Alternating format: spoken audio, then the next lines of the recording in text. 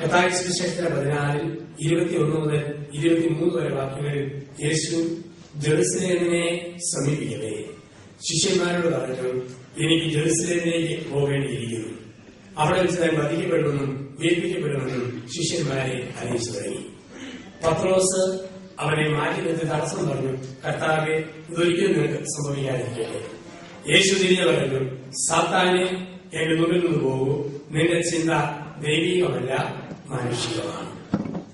ബൈബിളിൽ ചില പേരിന് അർത്ഥവ്യാഖ്യാനമുണ്ട്. കേസരിയ ഫിലിപ്പി എന്ന് ബൈബിളിൽ കണ്ടോ വിശ്വാസ പ്രഖ്യാപനമെന്നും അതിന്റെ അർത്ഥം.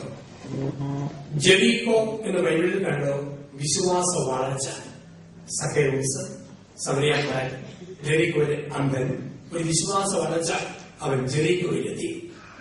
ജെറുസലേം എന്ന് പറഞ്ഞാൽ സഹനം, മരണം, മൗക്തീകരണം. എനിക്ക് ജെറുസലേമിലേക്ക് പോകേണ്ടിയിരിക്കുന്നു.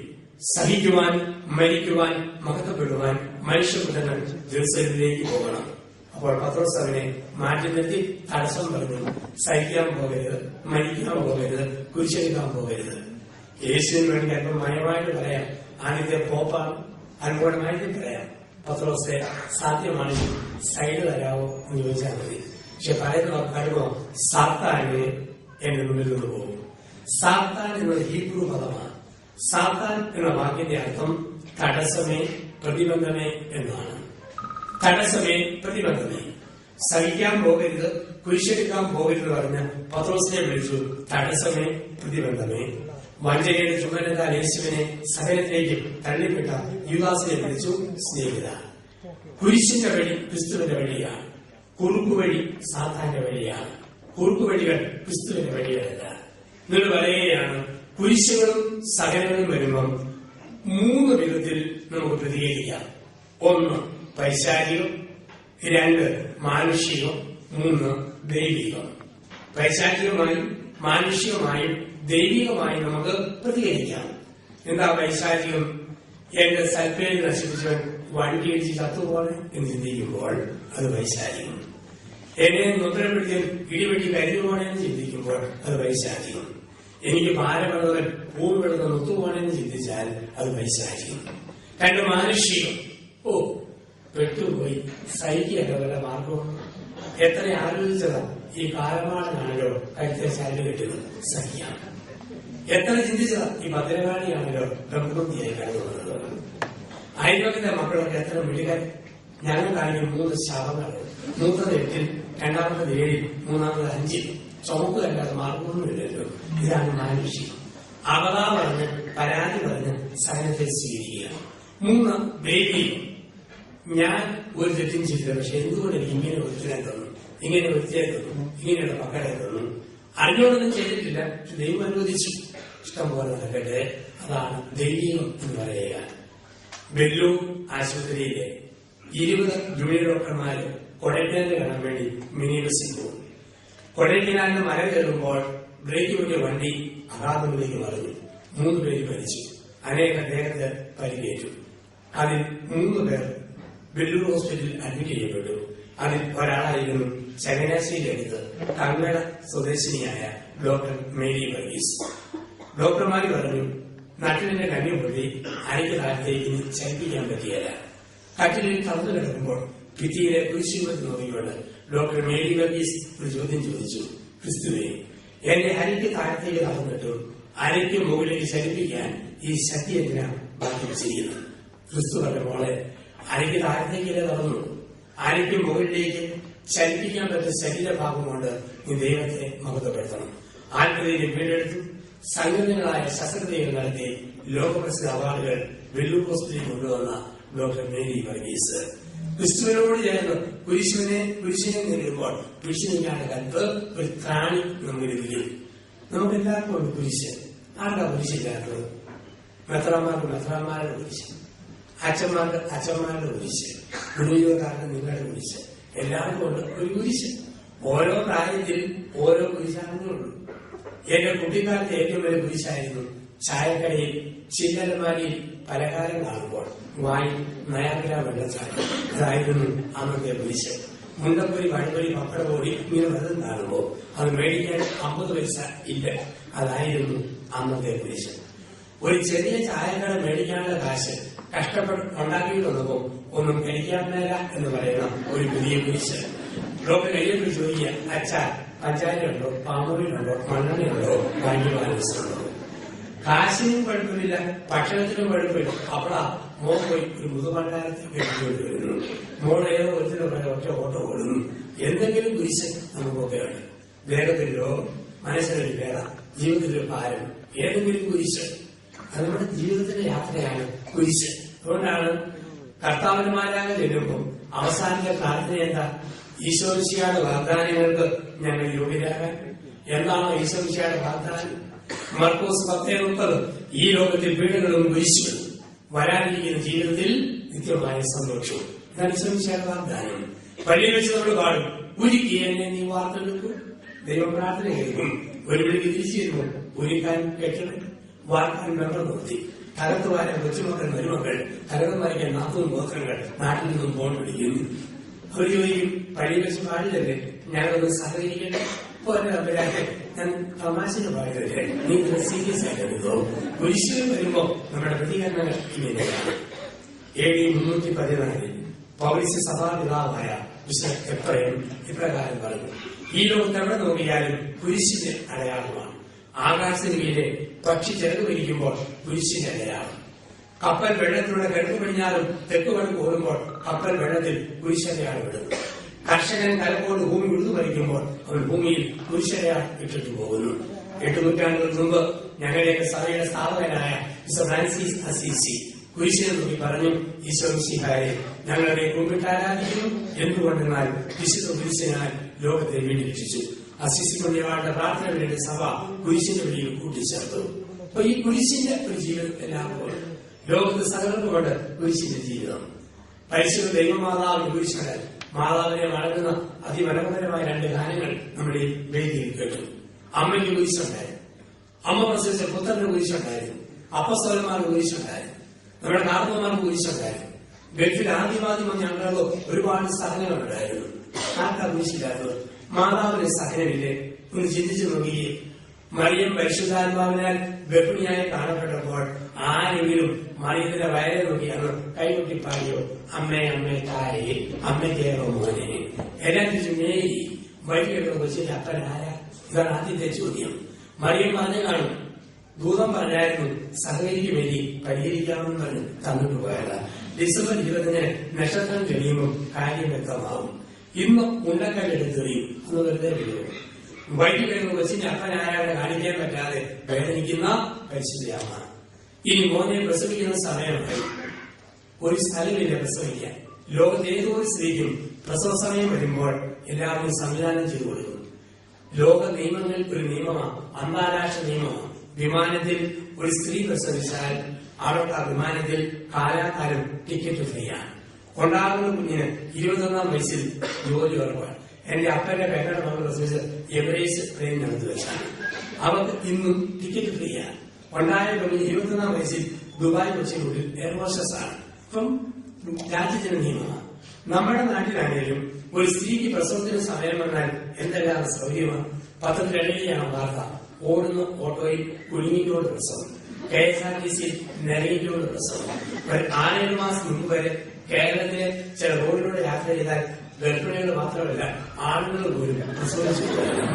കുറെ നാളെ കഴിയുമ്പോൾ മര്യാദയ്ക്ക് നേരാമണം കരുവായി വരികയില്ല. അപ്പൊ ഇവിടെ നോക്കിയാലും ഈ സംവിധാനം ചെയ്തു കൊടുക്കും. അവിടെയാണ് മറിയത്തിന് മോനെ പ്രസവിക്കുവാൻ സൗകര്യം കിട്ടാന പരിശുദ്ധ അമ്മയെ നമ്മൾ കാണുന്നു. വീണ്ടും മോനെ പ്രസവിച്ചു. അത് കഴിഞ്ഞ് ഹെറോദസ് കൊല്ലുമെന്ന് ഓർത്ത് മോനെയും കൊണ്ട് 430 കിലോമീറ്റർ ഈജിപ്തിലെ കെയ്റോയിലേക്ക് എരുസലേമിലെത്തും 3 മാസക്കാലം കഴുതയെടുത്ത് യാത്ര ചെയ്യുന്ന പരിശുദ്ധയമ്മ. വീണ്ടും തിരിച്ചു വന്നപ്പോൾ ഹെറോദസിന്റെ പിൻതലമുറക്കാരെ കൊല്ലുമെന്ന് മേടിച്ച് നസ്രത്തിൽ ചെന്ന് ഒളിച്ചു പാർക്കുന്നു. അങ്ങനെ യേശുവിന് നസ്രായൻ എന്ന് പേര് വീഴുന്നു. കുരിശിൽ അത് കുറിച്ചു വെച്ചു, നസ്രായൻ യേശു യൂതന്മാരുടെ രാജാവ്. പണ്ട് നമ്മുടെയൊക്കെ പൂർവികര് പെസഹായിക്ക് അപ്പം പെടുവാൻ തീരുമാനിച്ചു. അവർ ഓർത്തു, പെസഹായുടെ അപ്പത്തിന് കിണ്ണത്തപ്പം, ഓമനയപ്പം, വട്ടയപ്പം, പാലപ്പം ഒന്നും കിട്ടാൻ അത് ശരിയല്ല, ഒരു സഹനത്തിന്റെ പേര് വേണം. ഇപ്പൊ പെസഹായി അപ്പം പിടുങ്ങിയപ്പോൾ നമ്മുടെ പൂർവികർ കുരിശിലേക്ക് നോക്കി. കുരിശിലെ 4 അക്ഷരങ്ങൾ അവർ പെരുക്കിയെടുത്തു, അയ്യൻ ആലയും. ആ പേരിട്ടു പെസഹായുടെ അപ്പത്തിന് ഇന്ദ്രിയപ്പം എന്ന പേരിൽ ഒരപ്പം നിലവിൽ വരുന്നു. അപ്പൊ സഹിക്കുന്ന ഒരു അമ്മയെ നമ്മൾ കാണും, സഹിക്കുന്ന അമ്മയുടെ പ്രിയപ്പെട്ട പുത്രനെ നമ്മൾ കാണുന്നു. ഇതെല്ലാം കഴിഞ്ഞു ദേവാലയത്തിൽ പൈതലായ യേശുവിനെ കാഴ്ചവെക്കുന്ന സമയം ജ്ഞാനവൃദ്ധനായ യേശുവിനെ പീഡകളുടെ അനുഭവങ്ങളുമായി ദേവാലയത്തിൽ വന്നു. പൈതലായ യേശുവിനെ കൈയെടുത്ത് ശിമയോൻ ഒരു താരാട്ട് പാടി. ബൈബിളിൽ ആദ്യമായിട്ട് താരാട്ട് പാടിയത് ശിമയോനാണ്. എന്താണ് താരാട്ട്? രാരാരോ രാരീരാരോ. നമ്മളൊന്നും കേൾക്കാൻ രസപ്പെടുന്ന അല്ലവി വല്ലവി ഈരടി അമ്മയുടെ നിലപാട് അല്ല. ഓരോ അമ്മയും കുഞ്ഞിനെ തൊട്ടിയിലിട്ട് ആടിക്കൊണ്ട് ദൈവത്തിന് മുഖത്ത് നോക്കി ചോദിക്കുന്ന ചോദ്യമാണ് താരാട്ട്. എന്നാണ് ചോദ്യം? എന്റെ ദൈവമായ കർത്താവേ, തൊട്ടിക്കിടക്കുന്ന ഈ സാധനം ആരാരും ഒരു ശിവരസനാണോ, വീരപ്പനാണോ, ഒസാമില്ലാതനാണോ, സദ്ദാം ഹുസൈനാണോ? ഇതാരാരും. ഈ കണ്ടത് അൽഫോൻസ അമ്മയാണോ, ചാവര അച്ഛനാണോ, മദർ തെരേസയാണോ? ഇതാരാരോ? ഒരു പിടിയില്ല. ശിവയും പറഞ്ഞു, അനേക വീഴ്ചയ്ക്കും താഴ്ചയ്ക്കുമായി വെക്കപ്പെട്ട എതിർപ്പിന്റെ അടയാളമാണ്. സ്ത്രീയെ നിരഹൃദയത്തിലൂടെ ഒരു വാൾ കടന്നുപോകും. നിരഹൃദയത്തിലൂടെ ഒരു വാൾ കടന്നുപോകും. എന്താണ് ഈ വാൾ? ഇടവകയിലെ യുവജനങ്ങളുടെ ബൈബിൾ വായനയുടെ മത്സരം. ബൈബിൾ തുറക്കുമ്പോൾ കിട്ടുന്നത് വായിക്കണമെന്നാണ് നിയമം. 20 വയസ്സുള്ള യുവാവ് ബൈബിൾ കയ്യിലോട്ടെടുത്തു. അവൻ തുറന്നപ്പോ കണ്ടത് ഈ ഭാഗമാണ്. ഹൃദയത്തിലൂടെ ഒരു വാൾ കടന്നുപോകും. പെട്ടെന്ന് നോക്കുമ്പോൾ അവൻ ഇഷ്ടപ്പെട്ട യുവതി ആനവാദിന്റെ അതിന്റെ അകത്തേക്ക് കയറിക്കുന്നു. ബൈബിളെ നോക്കി, അവിടെ നോക്കി, ഒന്നുകൂടെ നോക്കി, വീണ്ടും നോക്കി. അവൻ വായിച്ചത് ഇങ്ങനെ: ഹൃദയത്തിലൂടെ ഒരു വാൾ കടന്നുപോകും. എന്തായിരുന്നു ഈ വാൾ? ഈ വാൾ ശിവയോനിൽ ഒരു പ്രവചനമായിരുന്നു. ഈ വാൾ പെട്ടതലയായ മറിയം ജീവിച്ചിരിക്കെ തന്നെ മകന്റെ ദാരുണമായ മരണം അമ്മ കാണേണ്ടി വരും എന്നുള്ള മുന്നറിയിപ്പായിരുന്നു നെഞ്ചിൽ വഹിച്ച വാൾ. 33 വർഷക്കാലം മറിയം നെഞ്ചിൽ വഹിച്ച വാളിലായിരുന്നു. ഞാൻ ജീവിച്ചിരിക്കെ എന്റെ മകന്റെ ദാരുണമായ മരണം ഈ അമ്മ കാണേണ്ടി വരും. അതായിരുന്നു മറിയം നെഞ്ചിൽ വഹിച്ച വാൾ. തന്നെയുമല്ല, കുഞ്ഞുങ്ങളെ പ്രസവിക്കുന്ന ഓരോ അമ്മയ്ക്കും തമ്പുരാന്റെ താക്കീതാണ് ഇത്. ഗർഭം ധരിക്കുന്ന ഒരു സ്ത്രീക്ക് ദൈവം കൊടുക്കുന്ന സൂചനയാണ്. ഒരു കുഞ്ഞിനെ അമ്മ ഉദരത്തിൽ വഹിച്ചോ, ഗർഭിണിയാകുന്ന അന്ന് മുതൽ ആ കുഞ്ഞിനെ പ്രതി നെഞ്ചിൽ അമ്മ ഒരു വാൾ വഹിക്കും. അപ്പനാ വാളില്ല. ഉദാഹരണത്തിന്, സ്കൂളിൽ പോയ കുഞ്ഞ് സമയത്ത് വന്നില്ലെങ്കിൽ അമ്മയുടെ നെഞ്ചിൽ ഒരു ഇടിവാൾ. പിള്ളേരെക്കാരെ കൊണ്ടുപോയതാണ്, വഴിതെറ്റി പോയതാണ്, എന്റെ കൊച്ചവിടെ പോയി. അപ്പം പറയും, ഇങ്ങോട്ട് പോയി ഇടപാനായി. അപ്പനും വാളില്ല, അമ്മയുടെ നെഞ്ചിലാണ് വാൾ. പെൺകുട്ടി യുവത്വത്തിൽ കടന്നു, അമ്മയുടെ നെഞ്ചിൽ വാൾ. ദൈവമേ, അഴിവ് ഉള്ളിലെങ്ങാനും പെടും. മോൻ കഴിച്ച വഴിയിൽ പോവോ? മോനെ കുറിച്ച് യുവത്വത്തിൽ അമ്മയുടെ നെഞ്ചിൽ ഒരു വാൾ. പെണ്ണിന് വയസ്സ് 28 കല്യാണം നടക്കുന്നില്ല, അമ്മയുടെ നെഞ്ചിൽ ഇടിവാൾ. എന്റെ ദൈവമേ, എന്റെ പെണ്ണ് കല്യാണം നടക്കാതെ പോവോ? അപ്പൊ പറയും, പൊടിയെ പൊട്ടി പെണ്ണായി പറഞ്ഞവർക്കെല്ലാം എവിടെയും ഉത്തരം വെച്ചിട്ടുണ്ട്, സമയത്ത് കൊണ്ടുപോകും കയ്യിൽ വേണ്ടിയിരിക്കും. കെട്ടിച്ചു വിട്ട പെണ്ണിന് 3 വർഷം കഴിഞ്ഞ് കൊച്ചുണ്ടാകുന്നതിൽ അമ്മയ്ക്ക് പിന്നെയും വാൾ. എന്റെ കൊച്ചില്ലാതെ മരിച്ചു പോവോ? അമ്മയുടെ നെഞ്ചിൽ വാളാണ്. ജനിച്ച കുഞ്ഞിനെ കുറിച്ച് അമ്മയുടെ നെഞ്ചിൽ എന്നും വാള്. സ്വന്തം മക്കളെ നെഞ്ചിൽ വാൾ വഹിക്കാൻ വിളിക്കപ്പെട്ടവൾ അമ്മ. അപ്പൻ കുടിച്ചിട്ട് വാൾ വെച്ചോണ്ട് നൽകും, അമ്മ നെഞ്ചിൽ വാൾ വഹിച്ചോണ്ട് നൽകും. ഇതാണ് ഇസമയമായിട്ട് നിരഹൃദയത്തിലൂടെ ഒരു വാൾ കണ്ടു. വീണ്ടും നമ്മൾ കാണുന്നു, യേശു തന്നെ അമ്മയെ ഇടയ്ക്കിടയ്ക്ക് വേദനിപ്പിക്കുന്നതാണ്. ഇടയ്ക്കിടയ്ക്ക് വേദനിപ്പിക്കും. ദേവാലയത്തിൽ എന്റെ പിതാവിന്റെ കാര്യത്തിൽ ഞാൻ ജാഗ്രതയായിരിക്കേണ്ടതല്ലേ? ആരാണ് എന്റെ അമ്മ? ആരാണ് എന്റെ സഹോദരന്മാർ? എനിക്കും നിനക്കും ബന്ധം എന്റെ സമയമായിട്ടില്ല. മുറിക്കുന്ന വാക്കുകൾ പുത്രൻ അമ്മയോട് പറയുന്നു. അതെന്തുകൊണ്ടാ? മരിയൻ ദൈവശാസ്ത്രത്തിന്റെ വ്യാഖ്യാനിക്കുന്നതാണ്. യേശുവിനറിയാം, 33-ാമത്തെ വയസ്സിൽ എന്റെ അമ്മ എന്നിൽ നിന്നും മുറിച്ചു മാറ്റപ്പെടുമ്പോൾ എന്റെ അമ്മ ഒത്തിരി വേദനിക്കും.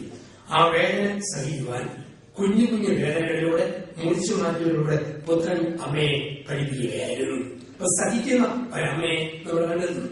വീണ്ടും കുരിശിൻ ചുവട്ടിലെ അമ്മ മറിയിൽ നിന്ന പാറമേൽ കുരിശിൽ നിന്ന് വലിയ ചോരത്തുള്ളികൾ ചോപ്പുചാരങ്ങൾ സൃഷ്ടിച്ചു. ആ പാറയിൽ നിന്ന് മറിയം കുരിശിലേക്ക് നോക്കി 33 വർഷം മുമ്പ് നസറത്തിൽ ആവർത്തിച്ചു, ഇതാ കർത്താവിന്റെ ദാസി, നിന്റെ ഇഷ്ടം പോലെ എന്നിലും എന്റെ പ്രിയമകനിലും നിറവേറട്ടെ. സഹിക്കുന്ന അമ്മ യേശുവിന്റെ ശരീരം മാതാവിന്റെ വഴിയിൽ കിടത്തി.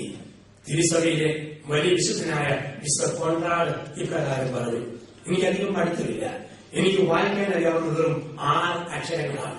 5 ചുവന്ന അക്ഷരങ്ങളും ഒരു വെളുത്ത അക്ഷരവും. 5 ചുവന്ന അക്ഷരങ്ങൾ എന്റെ ക്രിസ്തുവിന്റെ 5 മുറിവുകൾ. ഒരു വെളുത്ത അക്ഷരം അവനെ മടിയിൽ കിടത്തിയ വെണ്ടാമൽ പൂവായ അവന്റെ അമ്മ. ഇതെല്ലാം കഴിഞ്ഞും ആദിമസഭ പുത്തൻ കുർബാന അർപ്പിക്കുകയാണ്. പത്രോസും യാക്കോബും യോഹന്നാനും സിയോൻ മാളികയിലും മർക്കോസിന്റെ വീട്ടിലൊക്കെയായിട്ട് പുത്തൻ കുർബാന അർപ്പിച്ച ആദ്യ നാളുകൾ. അവിടെ സമൂഹത്തിന് മുമ്പിൽ നരബാധിച്ച മുടിയും വിതുകുന്ന ചുണ്ടും പിഴകിയ ഹൃദയവുമായി ഒരു സ്ത്രീ ആ കുർബാനയിൽ പങ്കെടുത്തു. ആരും അറ്റാക്കില്ല, യേശുവിന്റെ അമ്മയായ മറിയം. ഈ അമ്മ കുർബാനയിൽ പങ്കെടുത്തപ്പോൾ എന്തായിരുന്നു അമ്മയുടെ ഓർമ്മ? എന്റെ മടിയിൽ കിടന്ന ശരീരം പത്രോസിന്റെ കരങ്ങളിൽ, എന്റെ ഗർഭപാത്രത്തിൽ വളർന്ന ശരീരം യാക്കോബിന്റെ കരങ്ങളിൽ, എന്റെ മുലപ്പാൽ കുടിച്ചു വന്ന ശരീരം യാക്കോബിന്റെ കരങ്ങളിൽ. ഇതായിരുന്നു അമ്മയുടെ സഹനം ജീവിതത്തില്. അപ്പം ഈ അമ്മ സഹിച്ച അമ്മയാണ്. അമ്മ സഹിച്ചെങ്കിൽ പുത്രനും വലിയ സഹനം. ക്രിസ്തുവിന്റെ ജീവിതത്തിൽ എത്രയോ വലിയ സഹനമായിരുന്നു. കുരുവിക്ക് പോലും കൂടുള്ള ഭൂമിയിൽ പിറക്കാൻ ഇടപെട്ടാനവൻ. ചൈത്രത്തിലെ ആദ്യത്തെ ക്രിസ്മസ് രാത്രി 3 കഥാപാത്രങ്ങൾ ബേത്ലഹേം നഗരത്തിന്റെ ഹൃദയഭാഗത്തിലൂടെ നടന്നു നീങ്ങും. 1 അരവേറുള്ള കഴുത, 2 നിറവേറുള്ള മറിയം, 3 മിസ്റ്റർ യോസേഫ്. എല്ലാ വീടിനെ ഭാഗത്ത് മുട്ടിപിടിച്ചു. ഇടമുണ്ടോ കൊച്ചിലുണ്ടാകാൻ ഇടമുണ്ടോ? എല്ലാവരിൽ നിന്നും മറുപടി ഇടവില്ല ഉണ്ടാകാൻ ഇടവില്ല. ആർക്കാ ഇടം കിട്ടാത്തത്? എല്ലാം ഏകഭാവിനാൽ ഉണ്ടാകട്ടെ എന്ന് പറഞ്ഞവന് ഉണ്ടാകാൻ ഇടം കിട്ടാൻ രാത്രി, ക്രിസ്മസ് രാത്രി ഒരു പശുക്കൂടിൽ മറിയം പുത്രനെ പ്രസവിക്കുന്നു. വീണ്ടും യേശു ആ ജനനത്തിൽ ആരംഭിച്ച സകലം ജീവിതത്തിലുടനീളം അവനെ ആരും മനസ്സിലാക്കിയില്ല. അല്പം വീഞ്ഞു കുടിച്ചപ്പോൾ പറഞ്ഞു ലഹരിപ്രിയൻ, ഭക്ഷണം കഴിച്ചപ്പോൾ പറഞ്ഞു തീറ്റപ്രിയൻ, വേശ്യയോട് വർത്താനം പറഞ്ഞു വേശ്യയുടെ കൂട്ടുകാരൻ. ആർക്കും അവനെ മനസ്സിലാക്കാൻ പറ്റിയില്ല. ആ യേശുവിന്റെ വലിയ മഹനം. അപ്പോൾ യേശു ഇടയ്ക്കിലേക്ക് ചോദിക്കും, ഞാൻ ആരാണെന്നാ നിങ്ങൾ പറയുന്നത്? എന്നെ പിടികിട്ടിയോ എന്നറിയാൻ വേണ്ടിയുള്ള ക്രിസ്തുവിന്റെ ചോദ്യമാണ്. ഞാൻ ആരാണെന്നാ നിങ്ങൾ പറയുന്നത്? ഏറ്റവും വലിയ നൊമ്പരം ആരും അവനെ മനസ്സിലാക്കിയില്ല. കുവൈറ്റിൽ ഇന്ന് ഇവിടെ ആയിരിക്കുന്ന നിങ്ങൾക്കും നമുക്കൊക്കെ അറിയാം, നമ്മുടെ ഏറ്റവും വലിയ നൊമ്പരം നമ്മളെ ആരും മനസ്സിലാക്കാത്തതാണ്. തെറ്റുപറ്റിയ ഭർത്താവ് ഭാര്യയോട് പറയാ, എടി ക്ഷമിക്കണം, മാപ്പാക്കണം. അവള് പറയാ, പോടോ കള്ളക്കണ്ണിയിൽ ഒലിപ്പിക്കാതെ. ഭാര്യ, ചേട്ടൻ പൊറുക്കണം, പോടി മുതലക്കണ്ണിയിൽ ഒഴിക്കാതെ. നമ്മളെ ആരും മനസ്സിലാക്കിയില്ലെങ്കിൽ അതെന്തൊരു നൊമ്പരമാണ്. ഏറ്റവും വലിയ നൊമ്പരം അതാണ്. എന്റെ വീട് ഇടുക്കി ജില്ലയിലെ കട്ടപ്പനയെടുത്ത് വലിയ പോവാള ഒരു കൊച്ചിന്റെ ആകും. അപ്പൊ ഞങ്ങളുടെ നാട്ടിൽ ഞാനൊക്കെ സ്കൂളിൽ പഠിക്കുമ്പോൾ കരന്നില്ല. ആപ്പിളോ ഓറഞ്ച് മുന്തിരി തുടങ്ങിയ ഐറ്റങ്ങളാണെങ്കിൽ അടുത്ത സിറ്റിയായ കട്ടപ്പനയിൽ പോകണം, അതിന് ഇടവകയിലെ വലിയ പെരുന്നാൾ വരണം. ഇന്നിപ്പം കരനൊക്കെയായി ഫ്രിഡ്ജും ഫ്രീസറും ആപ്പിളും മുന്തിരിയൊക്കെ ഇഷ്ടം പോലെ കാണാറുണ്ട്. ഞാൻ 1985 കുപ്പായം ധരിച്ച നോവിഷ്യേറ്റ് കാലഘട്ടം മാറ്റിവിടാം. അപ്പം അത് കഴിഞ്ഞ് ഞാൻ വീട്ടിൽ വന്നു. വികാരിച്ചും പറഞ്ഞു, 5ാം ക്ലാസ്സിൽ വേളപാട് പഠിക്കുന്ന കന്യാസ്ത്രീയമ്മ സ്വരോടൊപ്പം പനിയായി കിടക്കുക, വെറുതെ 5ലെ പിള്ളേരെ പഠിപ്പിക്കണം. 50 കുഞ്ഞുങ്ങളുടെ ക്ലാസ്സുകൾ ഞാൻ ആവേശത്തോടെ പഠിപ്പിച്ചു. ഇസ്രയേലിലെ മുട്ടാട്, പാലസ്തീനിലെ പോരാട്, മുന്തിരിത്തോട്ടം, സെക്കോർ മുന്തിരിപ്പഴം കുഞ്ഞുങ്ങൾ കേട്ടുകൊണ്ടിരുന്നു. അവസാനം എനിക്കൊരാഗ്രഹം, അധികം മുന്തിരിങ്ങ കണ്ടുപഠിച്ചില്ലാത്ത കുട്ടികളെ മുന്തിരിങ്ങാണ് ഒരു പടം വരയ്ക്കണം. നിങ്ങൾ വർത്താനം പറയണമെന്ന് കുട്ടികൾ വർത്താനം പറഞ്ഞിരുന്നു. ഞാൻ ഒരു ചോക്ക് എടുത്തിട്ട് ബോർഡിന്റെ അവിടെ ചെന്നു. എന്റെ സർവശക്തികളെയും സന്ദേശിച്ച് വളരെ അതിമനോഹരമായ മുന്തിരിങ്ങ 5 മിനിറ്റ് കൊണ്ട് വരച്ചു വെച്ചു. അല്പം ദൂരത്തേക്ക് മാറിയിട്ടുണ്ട്. സൃഷ്ടികർമ്മം കഴിഞ്ഞ് ദൈവം പറഞ്ഞതുപോലെ മുന്തിരിങ്ങായി നോക്കി ഞാനും പറഞ്ഞു, കൊള്ളാം, വളരെ നന്നായിരിക്കുന്നു. ഞാൻ 50 കുഞ്ഞുങ്ങളോട് ചോദിച്ചു, മക്കളെ, അച്ഛൻ ഈ ബോർഡ് വെച്ച് എന്താണെന്ന് നിങ്ങൾ ആർക്ക് പറയാം? 50 പേരും ഒട്ടും തെറ്റാൻ ഒരേ സ്ഥലത്തിൽ പറഞ്ഞു, ബലൂൺ അച്ഛൻ വരച്ചു വെച്ചത്. അന്ന് എന്നിലെ ചിത്രകാരൻ അന്ത്യശ്വാസം വലിച്ചു. പിന്നെ കഴിയുകയും ഇന്ന് തരമില്ല. ഒരു കാര്യം ചെയ്തിട്ട് അതുപോലെ പിടിയിട്ടില്ലെങ്കിൽ അതാണ് മനുഷ്യന്റെ ഏറ്റവും വലിയ സഹനം. ഞാൻ കഴിഞ്ഞ കൊല്ലം ഉഴവൂരിലായിരുന്നു. ഉഴവൂരിൽ ഒരു പുൽക്കൂടുണ്ടാക്കി. 20 യുവജനങ്ങൾ എന്നെ സഹായിക്കാൻ വന്നു. എന്റെ കൂട്ടുകാരന്റെ അച്ഛൻ ജർമ്മനിയിൽ നിന്നും കോമളാൻ പോയിന്റ് പോലുള്ള ഒരു ഉണ്ണീശ് എത്തിച്ചു.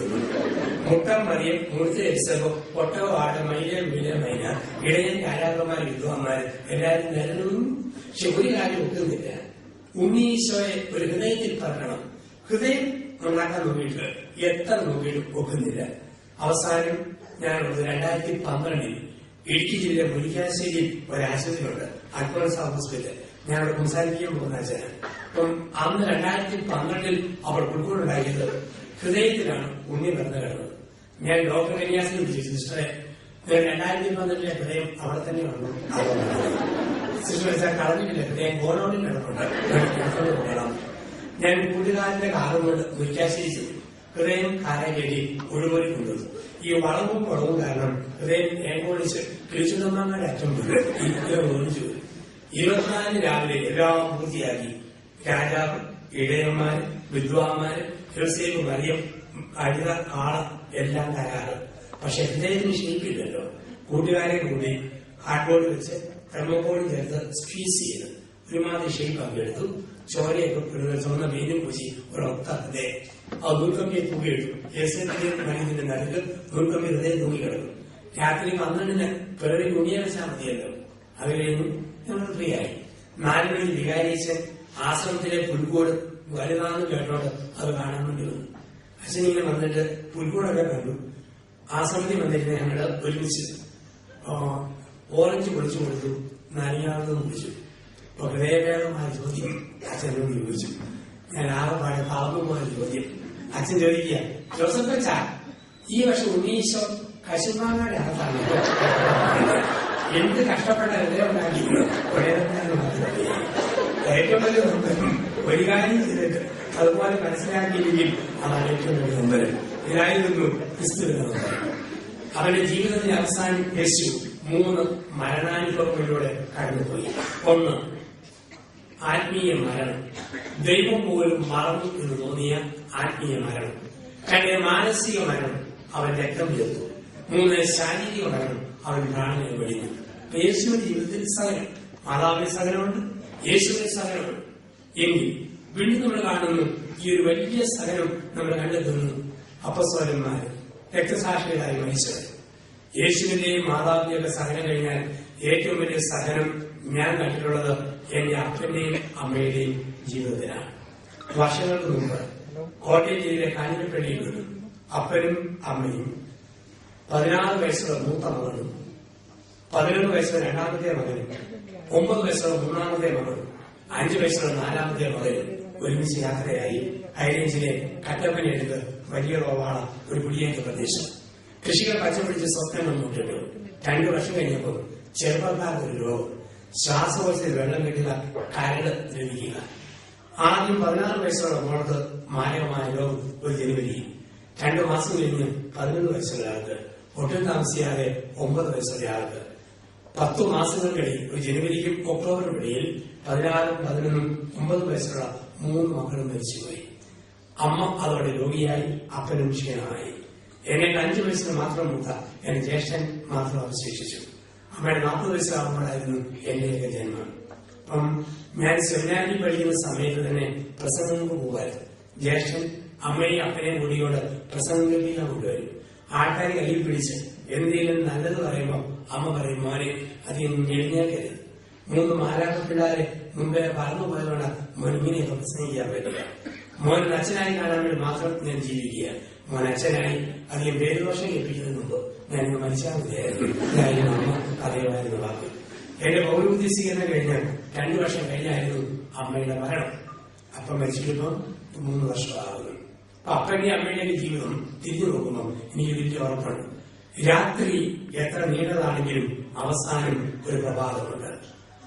യാത്ര എത്ര നീണ്ടതാണെങ്കിലും അവസാനം ഒരു ലക്ഷ്യമുണ്ട്. സഹനം എത്ര വലുതാണെങ്കിലും സഹനത്തിന് ദൈവം ഒരുക്കിയ ഒരു സമ്മാനമുണ്ട്. തമ്പുരാൻ ഒരു സ്വഭാവമുണ്ട്. ഒന്നിൽ മറുവശം ഒളിച്ചു വെക്കുന്നവനാണ് ദൈവം. ഒന്നിൽ മറുവശം ഒളിച്ചു വെക്കും. ഉദാഹരണം, അനങ്ങാത്ത ഒരു മുട്ടയ്ക്കകത്ത് ആടുന്ന ഒരു മയിലിനെ ദൈവം ഒളിപ്പിച്ചിട്ടുണ്ട്. ഉണക്ക വിത്തിൽ ഒരു പച്ച മരത്തെ ഒളിപ്പിച്ചിട്ടുണ്ട്. കളിമണ്ണിൽ ഒരു മൺകലത്തെ ഒളിപ്പിച്ചിട്ടുണ്ട്. സഹനത്തിൽ ഒരു കിരീടം ദൈവം ഒളിപ്പിച്ചിട്ടുണ്ട്. സഹനത്തിനരികിൽ ഈ ചിന്തകളും ഈ ബോധ്യങ്ങളുമാണ് നമ്മളെ പിടിച്ചു നടത്തേണ്ടത്. കുരിശില്ലാത്ത ജീവിതത്തിൽ സഹനമുണ്ട്, അത് ദൈവം ഒരുക്കുന്ന ഒരു സമ്മാനമുണ്ട്. പദ്ധതി പലപ്പോഴും നമ്മൾ പരസ്യം കാണും. ഞായറാഴ്ചകളിൽ വിവാഹത്തിന്റെ പരസ്യമാണ്. എന്താണ്? മസ്കറ്റിൽ ബിസ്ക്കറ്റ് ഉണ്ടാക്കാൻ പോയ മതിയെ കുട്ടിക്ക് അനുയോജ്യനായ മരുന്ന് ആവശ്യമുണ്ട്. പൊക്കം, വണ്ണം, മുടിയുടെ നിറം, ശമ്പളമൊക്കെ എഴുതി വെച്ചിരിക്കും. മസ്കറ്റിൽ പോകാനും ബിസ്ക്കറ്റ് ഉണ്ടാക്കാനും സാധ്യതയുള്ളത് മുൻഗണന. ഇന്ന് നമ്മുടെ ഈ നോമ്പുകാല ധ്യാനത്തിൽ ഇന്ന് തമ്പുരാൻ പറയുന്നു, എനിക്ക് ശിഷ്യന്മാരെ ആവശ്യമുണ്ട്. പൊക്കം, എന്തൊക്കെ പൊക്കം വേണം? ലൂക്ക 19:1-10 വരെ വാക്യം. ഇതാണ് ശിഷ്യത്തിന്റെ പൊക്കം. ക്രിസ്തുവിനെ എത്തി നോക്കാനുള്ള മനസ്സ് സക്കേവൂസിനെ പോലെ. സക്കേവൂസ് മരത്തിലിരുന്ന് ക്രിസ്തുവിനെ എത്തി നോക്കി. ഇതുപോലെ 3 സ്ഥലങ്ങളിൽ ക്രിസ്തുവിനെ എത്തി നോക്കണം. 1 വിശുദ്ധ കുരിശിൽ, 2 വിശുദ്ധ കുർബാനയിൽ, 3 വിശുദ്ധ ബൈബിളിൽ. അവർ എത്തി നോക്കാനുള്ള മനസ്സ് ശിഷ്യത്തിന്റെ പൊക്കം. എന്തേലും വണ്ണം വേണം? ലൂക്ക 13:24 ഇടുങ്ങിയ വാതിലൂടെ കണ്ണു വന്നപ്പ വണ്ണം വേണം. ആരോഗ്യം മത്തായി 16:24 അനുദിനം നിന്റെ കുരിശുമെടുത്ത് എന്റെ പിന്നാലെ വരാനുള്ള ആരോഗ്യം. ബോധ്യം ഫിലിപ്പിയർ 4:13 എന്നെ ശക്തനാകുന്ന ക്രിസ്തുവിൽ എനിക്കെല്ലാം സാധ്യമാണ്. സമ്മാനം മർക്കോസ് 10:30 ഈ ലോകത്തെ പീഡകളും കുരിശുകളും വരാനിരിക്കുന്ന ജീവിതത്തിൽ നിത്യമായ സന്തോഷവും. തൂക്കം, ബൈബിൾ തൂക്കം പറഞ്ഞിട്ടില്ല. തൂക്കം നമ്മൾ കണ്ടെത്തണം. കുരിശിന്റെ ഒരു വശത്ത് യേശു തൂങ്ങിക്കിടക്കുമ്പോൾ കാലിയായ മറുപുറത്ത് കയറി അവനോടൊപ്പം തൂങ്ങിക്കിടക്കുമ്പോൾ പറഞ്ഞത് ആരോട് വീഴരുത്, അത്രയും തൂക്കം വേണം. ഇതാണ് ക്രിസ്തു ശിഷ്യത്വം. അംബാനിയുടെ വീട്ടിൽ ഒരു പെണ്ണിനെ കെട്ടിച്ചു വിട്ടാൽ അവളുടെ ഷെയർ അംബാനിയുടെ കോടികളിൽ ഓരോഹരിയാണ്. ക്രിസ്തുവിന് വേണ്ടി ജീവിതം കൊടുത്തവരുടെ ഷെയർ അവരുടെ കുരിശിന്റെ ഓരോഹരിയാണ്. നമ്മളിന്ന് ഓർക്കുക, ഗുരുവിനേക്കാൾ വലിയ ശിഷ്യനില്ല, യജമാനേക്കാൾ വലിയ പൃഥ്വിനില്ല. ഇന്ന് ലോകം പഠിപ്പിക്കുന്ന പാഠം എവിടെ വന്നാലും നേട്ടമാണ്. എറണാകുളം ടൗണിൽ ബ്രോഡ്വേയിൽ 2 വശത്ത് ഓരോ ഹോട്ടൽ. ഒരു വശത്ത് ശാരദാ ഹോട്ടൽ, മറുവശത്ത് ബ്രീസ് ഹോട്ടൽ. ശാരദാ ഹോട്ടലിൽ കയറി ഭക്ഷണം കഴിച്ചിട്ട് കാശില്ലെങ്കിൽ CITയുടെ മാർക്സിസ്റ്റ് പാർട്ടിയുടെ ചുമന്ന കാർഡ് കൊടുത്താൽ ഭക്ഷണം ഫ്രീ, പാർട്ടി പണം അടയ്ക്കും. ഇപ്പോഴത്തെ ബ്രീസ് ഹോട്ടലിൽ കയറി ഭക്ഷണം കഴിച്ചിട്ട് പണമില്ലേ INTCയുടെ കോൺഗ്രസിന്റെ കാർഡ് കൊടുത്താൽ ഭക്ഷണം ഫ്രീ. അരി തരാം, തുണി തരാം, പണി തരാം. രാഷ്ട്രീയക്കാർ വാഗ്ദാനം ചെയ്യും. ഭരണകക്ഷിയിൽ നിന്നും ആരെങ്കിലും അടന്നുപോയാൽ പറയുന്ന വാക്കെന്താ? പോലീസ് ചെയ്താ പോകല്, കൂടെ നിൽക്കാമെങ്കിൽ കൂട്ടം തിരിയാതിരിക്കാമെങ്കിൽ തേങ്ങാക്കൊലയുടെ ഓപ്പറേഷനെ നിർമ്മാനാക്കാം എന്ന് വാഗ്ദാനം കൊടുക്കുമ്പോൾ ഒരൊറ്റപ്പെട്ട വാക്ക് കേസ് ചെയ്യാതിരിക്കുകയും അവനും പോയി പത്രോസ് ചോദിച്ചു, എല്ലാം ഉപേക്ഷിച്ച് നിന്റെ പിന്നാലെ വന്നു, നീ എനിക്ക് എന്ത് തരും? ക്രിസ്തു പറഞ്ഞു, എന്റെ പിന്നാലെ വന്നാൽ നിനക്ക് ഞാൻ കുരിശ് തരാം. എന്റെ പിന്നാലെ വന്നാൽ നിനക്ക് ഞാൻ കുരിശ് തരാം. അതുകൊണ്ടാണ് അമ്മ തെസ്സിയ വിശുദ്ധമാനിക്ക് ഒരുക്കുമ്പോൾ യേശുവിന്റെ കുരിശിനെ നോക്കി പറഞ്ഞു, വെറുതെയല്ല അധികം പേരൊന്നും നിന്റെ കൂടെ വരാത്തത്. ആരെല്ലാം നിന്റെ കൂടെ വരുമ്പോ വരുന്നവർക്കെല്ലാം നീ കുരിശ് കൊടുക്കും. കുരിശ് ക്രൈസ്തവന്റെ അവകാശമാണ്, നമ്മുടെ അഭിമാനം, ജീവിതത്തിന്റെ ഭാഗമാണ്. അവിടെയാണ് പറയുക, കുരിശാണ് രക്ഷ, കുരിശിനാണ് രക്ഷ, കുരിശേ നമിച്ചിരുന്നു. അപ്പൊ ഈ കുരിശിന്റെ ചിന്തകളാണ് നോമ്പുകാലത്ത് നമ്മുടെ മനസ്സുകളിൽ നമ്മൾ നിറയ്ക്കുക. നമ്മുടെയൊക്കെ ജീവിതത്തിൽ ചെറുതും വലുതുമായ കുരിശ് വരുമ്പോൾ ഓർക്കുക, ബുദ്ധി കൊണ്ടും യുക്തി കൊണ്ടും നമുക്ക് ഉത്തരവില്ലല്ലോ. അതിന്റെ വലിയ പുസ്തകമാണ് ജോബ്.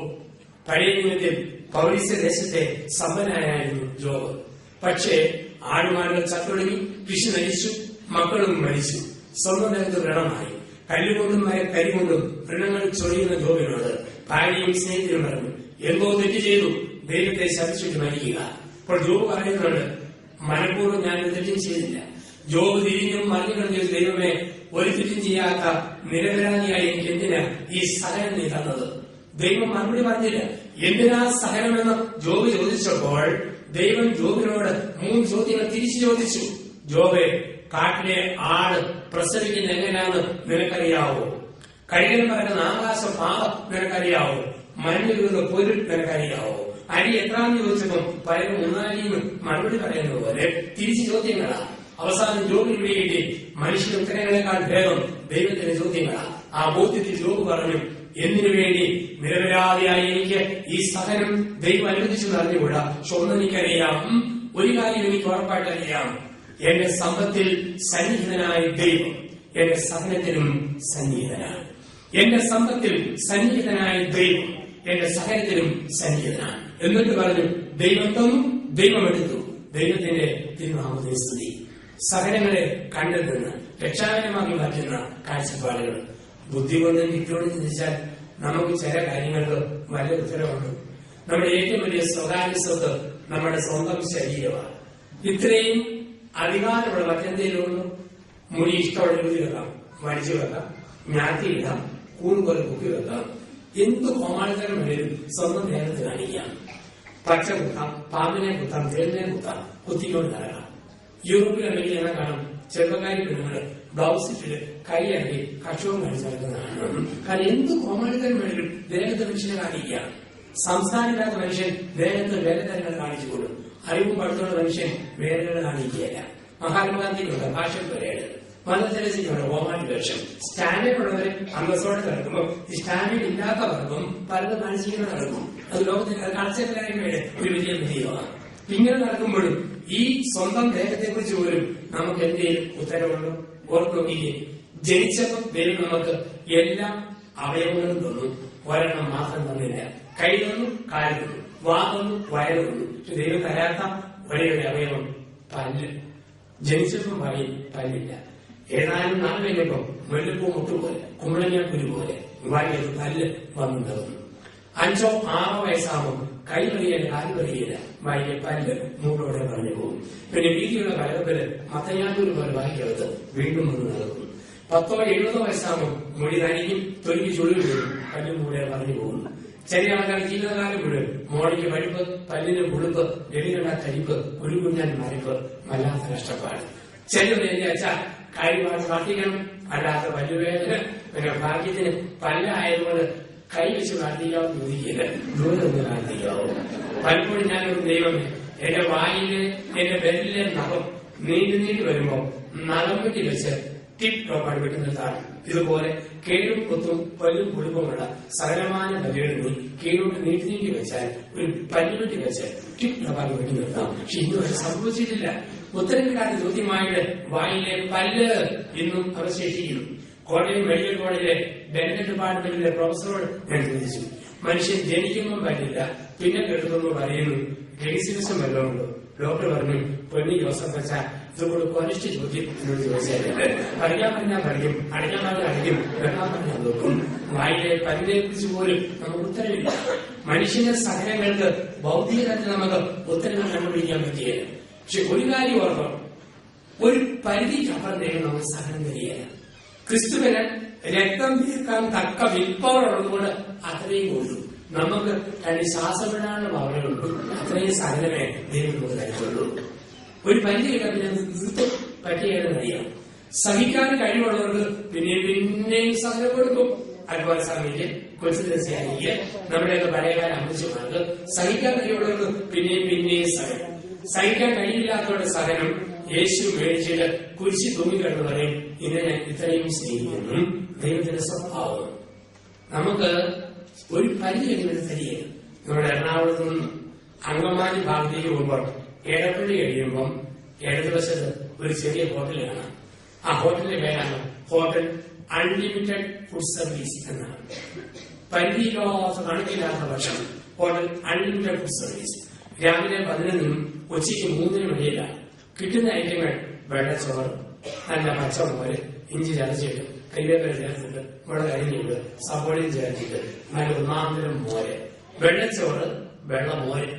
ആ കൂട്ടത്തിൽ കിട്ടും ചെറിയ വെള്ളയ്ക്കയുടെ മോഹയ്ക്കയുടെ വരണ്ടയോ അല്പം തോരൻ, ചെറിയ അല്പം, പിന്നെ അല്പം മദ്യപ്പീര കൺമഷി പോലെ ഇങ്ങനെ വെച്ചിരിക്കും. തൊട്ടിപ്പുറത്ത് നാരങ്ങയുടെ മാടച്ചർ നോക്കിക്കൊണ്ട് കഴിക്കാൻ വേണ്ടി വെച്ചിരിക്കും. 25 രൂപയും അൺലിമിറ്റഡ് ഫുഡ് സർവീസ്. കറികൾ ഒരിക്കലും പിന്നെ കിട്ടിയല്ല, ചോറും മുഴുവൻ. ഇത് നോക്കുക, നക്കുക, കൺവേർട്ട് ചെയ്യുക. പക്ഷെ അൺലിമിറ്റഡ് ഫുഡ് സർവീസ് ചോറ് എത്ര വേണമെങ്കിലും കിട്ടും. 5-6 കോളേജ് പിള്ളേരുണ്ട്, 7 റൗണ്ട് ചോറ് പൊരിച്ചു, മോര് പൊരിച്ചു, ഒരു വയറ് വീർത്ത് വരിക. അപ്പൊ വെള്ളം നനച്ച് പൊന്നു മക്കളെ, നിനക്കൊക്കെ ഭയം അറിഞ്ഞില്ല, അൺലിമിറ്റഡ് അല്ലേ, ഇനി വേറെ. അപ്പൊ വെളുക്കുന്ന സപ്ലൈ പറയുക, പൊന്നു മക്കളെ അൺലിമിറ്റഡ് ഇല്ലടാ, ഒരു ലിമിറ്റഡ്. എത്രയായാലും ജീവിതത്തിൽ ഏത് സഹനത്തിലും അവസാനം ഒരു പരിധിയാണ്, അതിനപ്പുറം കൊണ്ടുപോയില്ല. അപ്പൊ സഹനങ്ങളെ ദൈവം നമുക്ക് തരുമ്പോൾ അതിനെ ഒരു പരിധിക്കപ്പുറത്തേക്ക് കൊണ്ടുപോകുന്നില്ല. തൃശ്ശൂരിൽ വളരെ സമ്പന്നനായ ഒരു മനുഷ്യൻ, അരിക്കച്ചവടക്കാരൻ, അദ്ദേഹത്തിന് 5 ലക്ഷം രൂപ ലിക്വിഡ് ക്യാഷ് കഴിഞ്ഞു. ഒരു സ്വർണ്ണക്കടക്കാരൻ സ്നേഹിതൻ വായ്പ ചോദിച്ചു, ആ പണം കൊടുത്തു. 3 നാൾ കഴിഞ്ഞ് വണ്ടിയമ്പലത്തിൽ സ്വർണ്ണക്കടക്കാരൻ മരിച്ചുപോയി. കൊടുത്തതിന് വേണ്ടിയില്ല, സാധാരണ കട പൊട്ടി, അരിക്കടയും കൂട്ടുകയായി. പൈസയില്ല, പിടിച്ചു ചെയ്യാനുള്ള മാർഗങ്ങളില്ല. അന്ന് ബിസിനസ് തകർന്നു. ഈ അരിക്കച്ചവടക്കാരന് 23, 21, 19 വയസ്സുള്ള 3 പെൺമക്കൾ. 3 വർഷക്കാലം പിടിച്ചു നിന്നും, പക്ഷെ മുമ്പോട്ട് ജീവിതം കൊണ്ടുപോകാൻ പറ്റുന്നില്ല. അവസാനം അപ്പനും അമ്മയോട് തീരുമാനിച്ചു പൊട്ടാസ്യം സൈനൈഡ് ചോറ് കലക്കി കഴിച്ചിട്ട് ജീവിതം അങ്ങ് അവസാനിപ്പിക്കുക. ആ തീരുമാനമായിട്ട് 2-3 മാസങ്ങൾ ഒരു ഞായറാഴ്ച തൃശൂർ പുത്തമ്പള്ളിയിൽ കുർബാനയ്ക്ക് പോകുന്നു. ഈ ഭർത്താവും ഭാര്യയും മക്കളും ഒക്കെ കൂടി ആൾക്കാരോട് ചേർന്നുകൊണ്ട് അവസാനത്തെ കുർബാന അത് കഴിഞ്ഞ് ജീവിതം അവസാനിപ്പിക്കാനുള്ള തീരുമാനം. ആദ്യം മുതൽ ശ്രദ്ധിച്ചു എന്തെങ്കിലും ആശ്വാസത്തിന്റെ സന്ദേശം ദൈവം തരുന്നുണ്ടോ. പ്രാരംഭ പ്രാർത്ഥന, സുവിശേഷം, പ്രസംഗം, അവസാനം ഒന്നും ഒരു വ്യക്തതയില്ല. അവസാനം കഴിഞ്ഞ കുർബാനയുടെ പകുതിക്കാലമാകുന്ന സമയത്ത് ഒറ്റ പ്രാർത്ഥന അച്ഛൻ തിരിച്ചു പ്രാർത്ഥിച്ചു. കർത്താവായ ദൈവമേ, നിന്റെ പ്രിയപുത്രൻ ഞങ്ങളെ പഠിപ്പിച്ചതുപോലെ അവിടുത്തെ പീഡാനുഭവത്തിന്റെ സ്മരണ ഞങ്ങൾ ആചരിക്കുന്നു. കർത്താവായ ദൈവമേ, നിന്റെ പ്രിയപുത്രൻ ഞങ്ങളെ പഠിപ്പിച്ചതുപോലെ അവിടുത്തെ പീഡാനുഭവത്തിന്റെ സ്മരണ ഞങ്ങൾ ആചരിക്കുന്നു. കരമടിച്ചതുപോലെ തോന്നി. കുർബാന കഴിഞ്ഞു, പുറത്തിറങ്ങി. ഭർത്താവ് ഭാര്യയും പരസ്പരം നോക്കിക്കൊണ്ട് പറയും, പീഡാനുഭവം ആരംഭിച്ചതുള്ളൂ, കുരിശുമരണവും പുനരുത്ഥാനവും കാത്തിരിക്കുന്നു. ആത്മഹത്യയല്ല പോലെ തൊട്ടടുത്ത മണിച്ചു. ശിശേഷനോട് പണം മേടിച്ചു. 5 പേർ ഒരുമിച്ച് കൊളത്തുകയിൽ ജ്ഞാനമന്ദിരത്തിൽ ധ്യാനിക്കാൻ പോയി. തിരിച്ചു വന്നു. ഇന്ന് കോട്ടയിലും ജെറുസലേം ജ്ഞാനമന്ദിരത്തിലും കൊളത്തുകയിലും ഒക്കെ ആയിട്ട് ജീവിതത്തെ സാക്ഷ്യപ്പെടുത്തുന്നു, അനേകരെ സഹായിക്കുന്നു. ചെറിയ തട്ടുകട ആരംഭിച്ചു, ചെറിയ ബിസിനസ് ആരംഭിച്ചു. 3 മക്കളെയും കെട്ടിച്ചുവിട്ടു. ഇന്ന് മെച്ചപ്പെട്ട ഒരു ക്രൈസ്തവ ജീവിതത്തിലെ സാക്ഷികളായി ജീവിക്കുന്നു. ശക്തിപ്പെടുത്തിയ ഒറ്റ വചനം, കുർബാനയിലെ വചനം, അവിടുത്തെ പീഡാനുഭവത്തിന്റെ സ്മരണ ഞങ്ങൾ ആചരിക്കുന്നു. ദൈവം നമുക്ക് സകലങ്ങളും വേദനകളും തരുമ്പോൾ നമ്മളിതിനെ എങ്ങനെ നോക്കിക്കാണുമെന്ന് ഇന്ന് ഒരാത്മശോധനയിലൂടെ നമ്മൾ കടന്നു പോകുന്നു. ബൈബിൾ പറയുന്നു, ദൈവം നമുക്ക് സഹനം തരുന്നത് 5 ലക്ഷ്യങ്ങൾ വെച്ചുകൊണ്ടാണ്. ഭൂമിയിൽ സഹനങ്ങൾ 5 ലക്ഷ്യങ്ങളോടുകൂടി തരിക. 1, ഉപരി നന്മയ്ക്ക് വേണ്ടി ദൈവം നമുക്ക് സഹനം തരും. വചനം യോഹന്നാൻ 12:24. അവിടെ പറയുകയാണ്, ഗോതമ്പ് മണി നിലത്ത് വീണ് അടിയുന്നില്ലെങ്കിൽ അത് ഫലം പുറപ്പെടുകയില്ല. നിലത്ത് വീണ് അടിയാലോ 100 മേനി കൊയ്ത്തുത്സവം നമുക്കായിട്ട് തരുന്നു. കൂടുതൽ ഫലം പുറപ്പെടുവിക്കുവാൻ ദൈവം നമുക്ക് സഹനം തരുന്നു. ഇതൊരു വലിയ സത്യമാണ്. നമ്മൾ കാണുന്നു ജീവിതത്തില് കൂടുതൽ ഫലം ഒന്ന് ഉപരി നന്മയ്ക്ക് വേണ്ടി ദൈവം നമുക്ക് സഹനം തരുന്നു. ഗോതമ്പ് മണി നിലത്ത് വീണ് അടിയുമ്പോഴാണ് ഗോതമ്പ് ചെടിയെന്ന ഉപരി നന്മ. പ്രസവവേദന എന്ന സഹനം കഴിയുമ്പോഴാണ് കുഞ്ഞിന്റെ ചിരിക്കുന്ന മുഖമെന്ന ഉപരി നന്മ.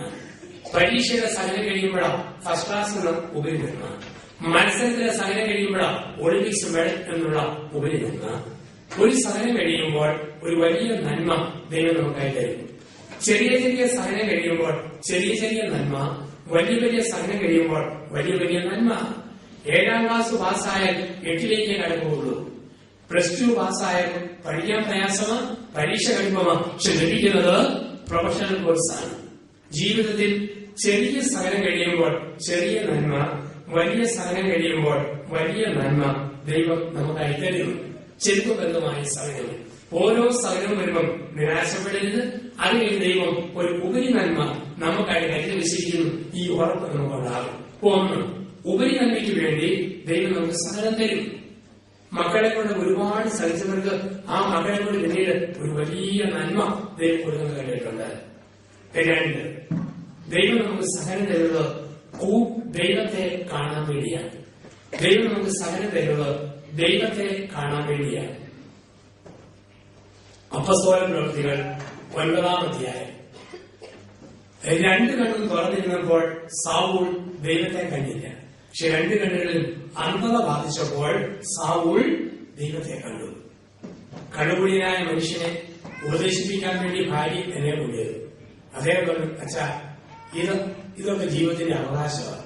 അല്പം സുഖിക്കാതെ ജീവിക്കുന്ന കാര്യം എന്നോട് ഒത്തിരി തർക്കിച്ചു. പിന്നെ ഞാൻ ആ മനുഷ്യനെ കാണുന്നത് അന്തിവാസം എടുക്കാൻ വേണ്ടി ലേശോർ ഹോസ്പിറ്റലിൽ ചെല്ലുമ്പോഴാണ്. ഞാൻ ചെല്ലുമ്പോൾ ഈ മനുഷ്യൻ പാറപ്പാടെ തളർന്നു കിടപ്പാണ്.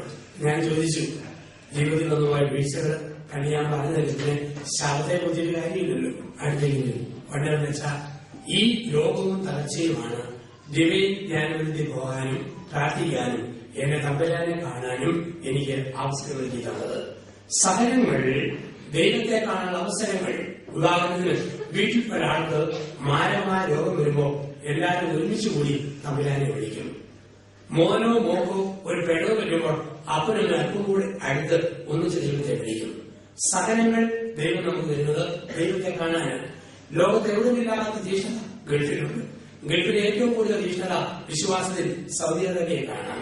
കാരണം സഹനങ്ങളും ടെൻഷനും, നാളെ കുറിച്ച് ഉറപ്പില്ല, ജോലിക്കൊരു ഭദ്രതയില്ല, എന്ത് സംഭവിക്കുന്ന അറിയത്തില്ല, മുറുകെ പിടിക്കാൻ ദൈവം മാത്രം. പക്ഷെ യൂറോപ്പിൽ ചെന്നാൽ ഈ തീഷ്ണതയില്ല. അമേരിക്കയിൽ ചെന്നാൽ നമുക്ക് അമേരിക്ക നമുക്കറിയാം ഒത്തിരി മെച്ചമാണ്. പക്ഷെ യൂറോപ്പിനെ സംബന്ധിച്ചിടത്തോളം ഈ തീഷ്ണത കുറവാണ്. കാരണം ഒന്നിനെ കുറിച്ച് ആഗ്രഹപ്പെടേണ്ട ഭൗതികമായൊക്കെ ഉണ്ട്, അതിൽ ആശ്രയിച്ചു പോകുന്നു. ദൈവവിശ്വാസം സഹനം നമുക്ക് തരുന്നത് ദൈവത്തെ കാണാൻ വേണ്ടിയിട്ടാണ്. പുറത്ത് നോക്കിയ പള്ളി നോക്കിയാണെങ്കിൽ ചിലപ്പോൾ നാട്ടിലൊക്കെ പള്ളി പോലും കയറാത്തവൻ ഗൾഫിൽ വരുമ്പോൾ അൾത്താരക്കാരനാണ് എല്ലാം വരച്ച് എന്ത് ആവശ്യത്തോടെയാണ് പള്ളിയോടും പട്ടക്കാരോടും ചേർന്നിരിക്കുന്നവരെ കണ്ടിട്ടുണ്ട്. എന്നൊരു തീക്ഷണയാണ്. അപ്പം ഇതാണ് ജീവിതം നമുക്കറിയാം. സഹനം ദൈവത്തെ കാണാനുള്ള അവസരമായി ദൈവം നമുക്ക് ക്രമീകരിക്കും. ഒന്ന്, ഉപരിനന്മയ്ക്ക് വേണ്ടി. രണ്ട്, ദൈവത്തെ കാണാൻ. മൂന്ന്, സഹനം ദൈവം നമുക്ക് അനുവദിക്കുന്നത് കൂടുതൽ ഫലം പുറപ്പെടുവിക്കാൻ വേണ്ടിയിട്ടാണ്. ആരാണ് കൂടുതൽ സഹിക്കുക അവർ കൂടുതൽ ഫലം പുറപ്പെടുവിക്കും. യോഹന്നാന്റെ സുവിശേഷം 15-ാം അധ്യായത്തിൽ നമ്മൾ ഇങ്ങനെ വായിക്കുന്നു: ഫലം തരാത്ത മുന്തിരിയെ വെട്ടി ഞാൻ തീയിടുകയും ഫലം തരുന്നതിനെ കൂടുതൽ കായ്ക്കുവാനായി വെട്ടിയൊരുക്കും.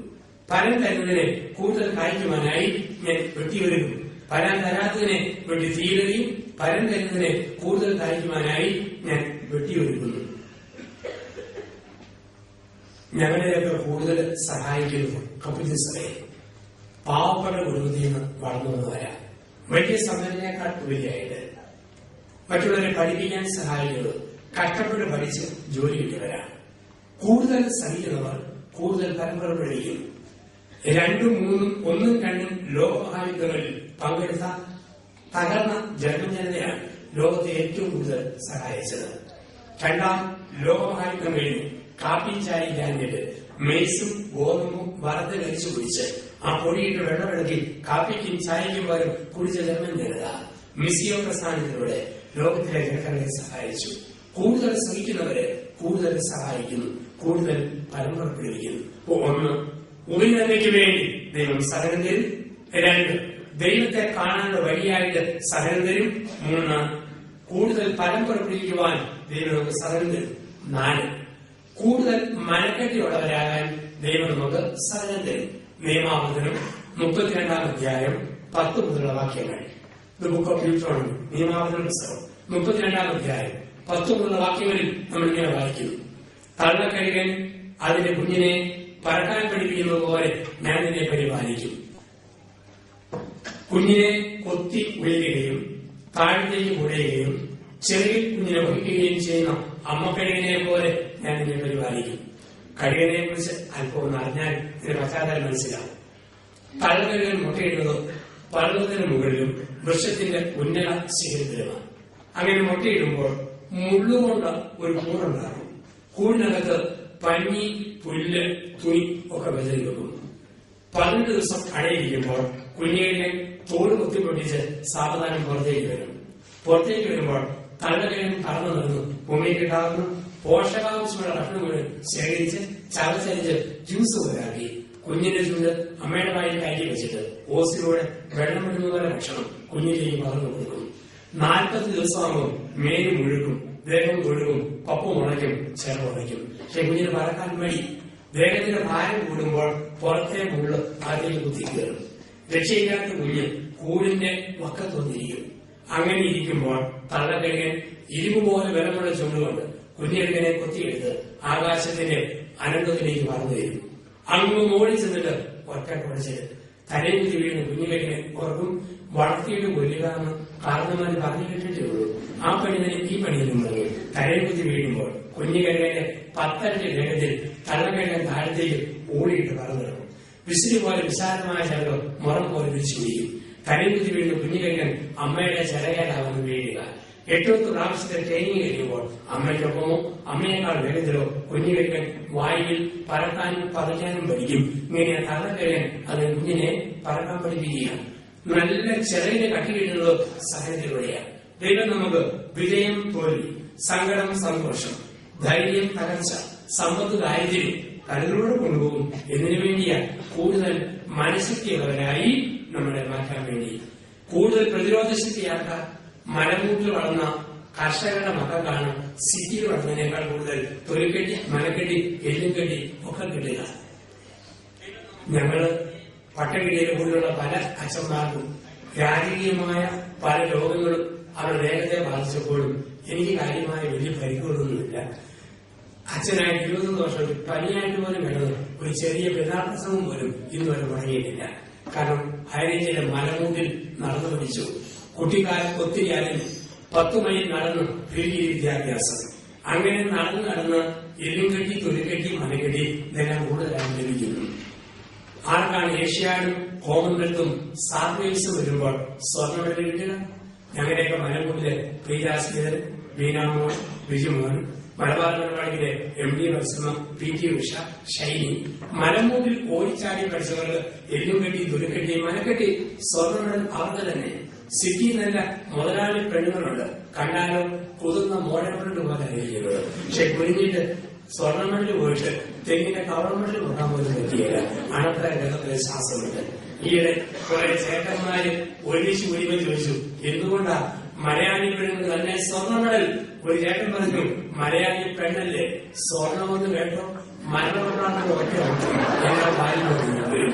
അപ്പൊ കൂടുതൽ മനക്കെട്ടുള്ളവരാക്കാൻ ദൈവം നമുക്ക് സഹനം തരുന്നു. എന്തിനു വേണ്ടി സഹനം ചോദിച്ചാൽ പകരം സഹനം. യേശയ്യ 51 മുതൽ 56 വരെയുള്ള കാര്യങ്ങൾ. അവൻ വഹിച്ചത് നമ്മുടെ രോഗങ്ങളായിരുന്നു, അവൻ ചുമന്നത് നമ്മുടെ പാപങ്ങളായിരുന്നു. രോഗങ്ങളുടെ കുഞ്ഞാണിനെ പോലെ അവൻ ശാന്തനായിരുന്നു. ഒരു പകരം സഹനം ലോകത്തെവിടെയുമുണ്ട്. ഒരു പകരം സഹനം. അട്ടപ്പാടി ഒരു വെള്ളിയാഴ്ച പ്രസവത്തിന് വേണ്ടി പിടിച്ചു. പ്രസവം കഴിഞ്ഞാൽ പോരുമ്പോൾ ആദിവാസികളുടെ ക്ഷേത്രത്തിന്റെ 31 സ്റ്റെപ്പിൽ ഒരു സ്ത്രീ കിടന്ന് ഉരുളുന്നു. മകന്റെ സർക്കാർ ജോലിയിൽ സ്ഥിരനിയമനം കിട്ടാൻ വേണ്ടി അമ്മയുടെ സഹനം. വേറൊരു സ്ത്രീ കവിളിൽ ശൂലം കുത്തി നാരങ്ങായും കോർത്ത് നടക്കുന്നു. ഭർത്താവിന് രോഗം വിട്ടുമാറാനുള്ള ഭാര്യയുടെ സഹനം.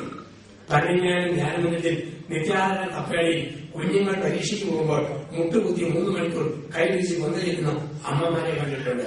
അമ്മയുടെ സഹനം മക്കളുടെ വിജയം, അധ്യാപകരുടെ സഹനം വിദ്യാർത്ഥിയുടെ നേട്ടം, ഡോക്ടറുടെ സഹനം രോഗിയുടെ വിടുതൽ. എവിടെയെല്ലാം സഹനമുണ്ടോ ഒരു നന്മ പെട്ടെന്ന് വരും. കുരിശിൽ യേശു സഹിച്ചപ്പോഴാണ് ശതാധിപൻ മാനസാന്തരപ്പെട്ടത്. ഇവൻ സത്യമായും ദൈവപുത്രനാണ്. എസ്തഫാനോസിന് സഹനം കണ്ടപ്പോഴാണ് സാവൂൾ മാനസാന്തരപ്പെട്ട് പൗലോസായി മാറിയത്. ഇന്ന് നമ്മുടെ ജനത്തിന്റെ ഇറാഖിലെ സൈന്യം, സിറിയയിൽ, ലിബിയയിൽ, ലോകത്തിന്റെ വിവിധ ഭാഗങ്ങളിൽ ആരൊക്കെയോ സഹിക്കുമ്പോൾ ഇന്ന് കത്തോലിക്ക സഭ ലോകത്തിലെ 1ാം ശക്തിയായി മാറി. 124 കോടിയാണ് നമ്മൾ ഇന്ന്. അനേകം കൊല്ലപ്പെട്ടപ്പോൾ, അനേകം രക്തസാക്ഷികളായി ശ്രമിച്ചപ്പോൾ, പണ്ട് വത്തിക്കാന്റെ വധക്കൊന്നുകളിൽ, റോമിൻ ആംഫി തിയേറ്ററുകളിൽ ഭൂരിപടങ്ങൾ നമ്മുടെ പൂർവികരെ കടിച്ചു കീറിയിട്ടുണ്ട്.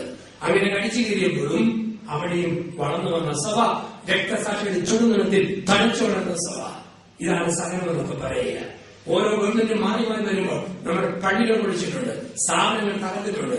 പക്ഷേ പലതരം ശവക്കടന ഈ ഭൂമിയിൽ വീഴുമ്പോൾ കത്തോലിക്ക സഭ വളരും. ഇന്ന് ലോകത്തെ ഏറ്റവും വലിയ സംഭവമാണ്. ചില പേടിതങ്ങ പോലെ പറയുമ്പോൾ അവന്റെ ഇവരെയും പറയേ. പക്ഷെ യഥാർത്ഥത്തിൽ ക്രിസ്തുവിനെ അനുഭവിച്ചവർ വളർന്നു വരുന്ന ഒരു സമൂഹമായിട്ട് ഇന്നും തനിച്ചു വളരുന്നു. അതാണ് നമ്മുടെ സഭയുടെ വളർച്ച. യേശു പറഞ്ഞില്ലേ, ഭയപ്പെടില്ല, ലോകത്തെ ജയിച്ചവർ നിങ്ങളുടെ കൂടെയുണ്ട്. ഗുരുവിനേക്കാൾ ഒരു ശിഷ്യനില്ല, ശിഷ്യനേക്കാൾ യജമാനനില്ല. നമ്മുടെയൊക്കെ ജീവിതം ഒരു കത്തിന്റെ യാത്ര പോലെയാണ്. നിങ്ങൾ എനിക്കൊരു കത്തയക്കും. അത് Joseph Nambarikkal saint Joseph provincial house, Kottayam 6. കത്ത് പോസ്റ്റ്മാനെടുത്ത് നോക്കിയിട്ട് നല്ല കവറാണല്ലോ പറഞ്ഞ് ഒരു ഉമ്മയും കൊടുത്ത് കത്ത് പോക്കറ്റിലിട്ടാൽ കുവൈറ്റിൽ നയിക്കുന്ന കത്ത് കോട്ടയത്ത് കിട്ടുകയല്ല. പോസ്റ്റ്മാൻ കത്തെടുത്ത് നോക്കിയിട്ട് ഒരു സീലെടുത്ത് കത്തിന്റെ മോന്ന് നോക്കി ഒറ്റ കുത്തും. പരകത്തിനോട് പൂച്ചിക്കടിയെ മുറുകിക്കടി ഒറ്റയിലേറും. അതിങ്ങനെ കൊരുങ്ങി കത്തകൾ ഒന്നേ കൂടി വളവളമൊക്കെ ചാടി എന്നെ വരും. കോട്ടയത്തെ പോസ്റ്റ്മാൻ കത്തെടുത്ത് നോക്കിയിട്ട് വെറുതെയോ പരിചയമുണ്ട് അച്ഛൻ. ആഹാ, മോന്തയ്ക്ക് മാത്രമേ ഉണ്ടോ, ഇരിക്കട്ടെ പള്ളിക്ക് വരട്ടെ, പുറകിൽ ഒരു സീലും. ഇത്രയും സീലും കുത്തും കൊണ്ടാലേ കുവൈറ്റിലെ കത്ത് കോട്ടയത്ത് എന്നെ കിട്ടും. പിതാവായ ദൈവം അമ്മയുടെ ഗർഭപാത്രമെന്ന് പോസ്റ്റ് ബോക്സ് ചെയ്യും. സ്വർഗം ബിയോന്ന് നെറ്റിയിലെത്തി നമ്മളെല്ലാം പോസ്റ്റ് ചെയ്യും. ഏകമാതാവ് ലോകമാതാവിന്റെ വലിയ പോസ്റ്റ് ഓഫീസിലേക്ക് നമ്മളെ പ്രസവിച്ചു. ഈ ലോകയാത്രയിൽ അമ്മായിമ്മയുടെ കുത്ത്, നാത്തൂരിന്റെ നോണ്ട്, കെട്ടിയവന്റെ കീഴ്, ഭാര്യയുടെ ചവിട്ട്, മക്കളുടെ ജോലിച്ചിൽ, ഇതെല്ലാം കിട്ടും. ഇതെല്ലാം കിട്ടിയാലേ ദൈവം ഒരുക്കുന്ന സ്വർഗം ബിയോയിൽ നമ്മളൊക്കെ എത്തിച്ചേരും. നമ്മൾ ഇങ്ങനെ ഒരു ധ്യാനത്തിലൂടെ കടന്നു പോകുമ്പോൾ ഒരു ചോദ്യം മാറ്റി ചോദിക്കണം ഇന്നു മുതൽ. എന്തിനു വേണ്ടി സഹനം തന്നു ചോദിക്കരുത്, വേറെ ചോദ്യം ചോദിക്കാൻ പഠിക്കണം. നല്ലവർ സഹിക്കുമ്പോൾ എന്ത് സംഭവിക്കും? ഈ ചോദ്യം ഇന്നു മുതൽ നമ്മൾ ചോദിക്കണം. നല്ലവര് സഹിക്കുമ്പോൾ എന്ത് സംഭവിക്കുന്നു? നമ്മളാരും വലിയ തമ്മാടികളോ കുറ്റക്കാരോ ഭാഗ്യങ്ങളൊന്നുമല്ല. പിന്നെ ചുമ്മാ ഒരു കള്ളഭക്തിയോട് പറയും ഞാൻ ഭാഗ്യമാണ്, ആ ഭാഗ്യമാണ്, അത് ചുമ്മാ ശുദ്ധം നുണയാണ്, ഒരിക്കലും സത്യമല്ല. കാരണം ഇങ്ങനെ പ്രാർത്ഥിക്കുന്നവരോട് വരുത്തിരിക്കും, ഓ മിസ്സിസ് ഭാഗിനി എന്താണ് വിശേഷം, ഉടനെ കാണാൻ ഭാഗിനെ പോലെ പത്തിയും മുങ്ങിച്ചിരി വരുന്നത്. ചുമ്മാ നുണയുടെ പ്രാർത്ഥനകളുണ്ട്, അതിനൊരു അർത്ഥമൊന്നുമില്ല. നമ്മൾ സാമാന്യം വലിയ അന്തസ്സുള്ളവരാ, അന്തസ്സായി ജീവിക്കുന്നവരാ. അപ്പൊ അങ്ങനെയാണെങ്കിൽ നല്ലവർ സഹിക്കുമ്പോൾ എന്ത് സംഭവിക്കും? 3 ഉത്തരങ്ങൾ ബൈബിൾ നമുക്കായി തരുന്നു. 1, നല്ലവർ സഹിക്കുമ്പോൾ അവർ ശാന്തതയിലേക്ക് പ്രവേശിക്കും. രോഗത്തിലും ക്ഷീണത്തിലും ജീവിത സായാഹ്നത്തിലും ബലത്തോടെ നിൽക്കണം, നന്നായിട്ട് ജീവിക്കണം. നല്ലവർ സഹിക്കുമ്പോൾ അവർ ശാന്തതയിലേക്ക് പ്രവേശിക്കും. മഹാത്മാഗാന്ധി നന്നായിട്ട് ജീവിച്ചു. വെടിയുണ്ടേക്ക് വീണപ്പോൾ നിശ്ചലമായ ഒരു വാച്ചും ഒരു കണ്ണടയും താഴെയുള്ളൂ. അത് കണ്ണിൽ പറഞ്ഞു, ഹേ രാം. ജീവിതത്തിൽ വിളിച്ച ദൈവത്തിന്റെ നാമം അവസാനം വിളിച്ചു, ശാന്തതയിൽ പ്രവേശിച്ചു. ക്രിസ്തു കുരിശിൽ സഹിക്കുമ്പോൾ അവസാനം പറഞ്ഞില്ലാതെ നിന്റെ കരങ്ങളിൽ എന്റെ ആത്മാവിനെ സമർപ്പിക്കുന്നു. നല്ലവരെ സഹിക്കുമ്പോൾ ശാന്തതയിലേക്ക് പ്രവേശിക്കും. എങ്ങനെയാണോ ജീവിതം അങ്ങനെയാണ് ജീവിത അന്ത്യം. നന്നായിട്ട് ജീവിച്ചു അവസാനം ശാന്തത, നന്നായിട്ട് ജീവിച്ചില്ലേ അവസാനം ബഹളം. 80 വയസ്സുള്ള മനുഷ്യൻ മരിക്കാൻ കിടക്കുമ്പോൾ രോഗിലേഖനം കൊടുക്കാൻ വേണ്ടി വീട്ടുകാരെ വിളിച്ചു. ഞാൻ ചെല്ലുമ്പോൾ ഈ 80 വയസ്സുള്ള അപ്പൻ 500 രൂപയുടെ നോട്ട് ഉടുമ്പടുന്ന പോലെ അണ്ണി പിടിച്ചിരിക്കുന്നു. ഭാര്യയും മകളും ചേർന്ന് വലിക്കുന്നു, വിടിയല്ല. ഞാൻ ഒത്തുവലിച്ചു. നോട്ട് തീരുവെന്നല്ലാതെ വീടിന്റെ ലക്ഷണമില്ല. മഴത്തിൽ ഞാൻ പോയി ശാന്തമായിരുന്നു. വീട്ടുകാർക്കൊരു നാളെക്കേട് അച്ഛനെല്ലാം കരുതും. ഞാൻ പറഞ്ഞു, നിങ്ങൾ ബുദ്ധിമുട്ടൊന്നും വേണ്ട, കക്ഷി ഒരു വഴിക്ക് പോകുന്നതിന്റെ അത്യാവശ്യ ചെലവിന് അതിനായിരിക്കുന്നുണ്ട്. 85 വയസ്സുള്ള അപ്പൻ, 5 മക്കൾ. എന്ത് ചെയ്താൽ ഈ അപ്പൻ മക്കൾക്ക് വീട് വെച്ച് കൊടുക്കുക?